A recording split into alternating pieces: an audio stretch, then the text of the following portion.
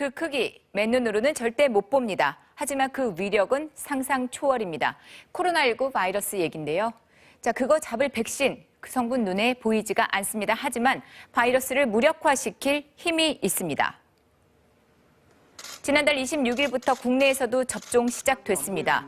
아직은 우선 접종 대상자들부터입니다. 일반인들은 그 순서를 좀 기다려야 합니다.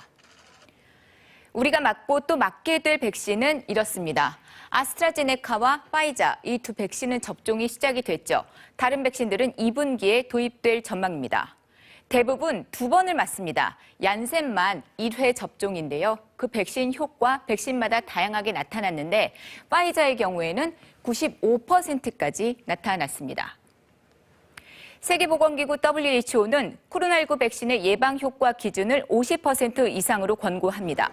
독감 백신의 경우 그 효과성 60%, 대상포진 백신은 60세 이상에서 51% 정도의 예방 효과를 보인다고 하는데요.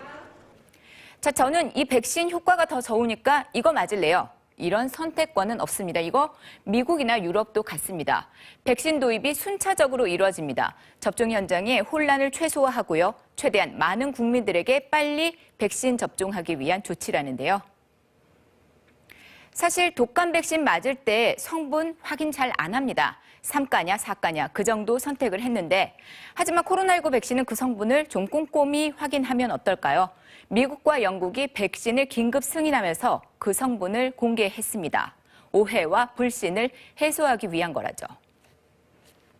3가지 백신들입니다. 전문가들은 특별할 것 없는 특별한 백신이다 이렇게 얘기를 했는데요. 파이자와 모더나부터 볼게요. 크게 3부분으로 나눌 수가 있는데요. mRNA라는 유전 정보를 담은 핵심 성분이 있고요. 이걸 감싸는 지질, 그러니까 지방질 성분, 그리고 이 2개를 안정화시키기 위한 전해질, 이 용액이 있습니다. mRNA는 코로나19 바이러스의 스파이크, 그러니까 표면에 있는 돌기 단백질의 유전 정보를 담고 있습니다. 그런데 문제는 이게 너무 구조적으로 취약해서 잘 깨진다는 겁니다. 그래서 이걸 지방질로 만든 동그란 구, 리포솜이라고 하는데요. 그 속에 잘 담아 보관하는 거죠. 이를 위해 폴리에틸렌 글리콜이 사용됩니다. 외신 등에서 접종 후 알레르기 반응의 원인이란 보도도 나왔던 성분인데요. 자, 우리에게는 다소 낯설지만요. 이거 함유된 제품이 7,800여 건에 달합니다. 의약품만 6,200건이 넘는데요. 그만큼 많이 쓰인다는 거죠. 특정 성분을 감싸서 피부 등을 통과시켜서 흡수를 돕기 위해 널리 사용된다는 건데요. 자, 이제 이 성분들이 깨지거나 뭉치지 않고 안정적으로 담겨서 몸에 투입되어야 합니다. 전해질이 그 역할을 담당하고요. 아주 극미량의 계면 활성제가 들어갑니다. 아스트라제네카 백신은 바이러스 전달체 방식을 쓰거든요. 성분이 좀 다릅니다.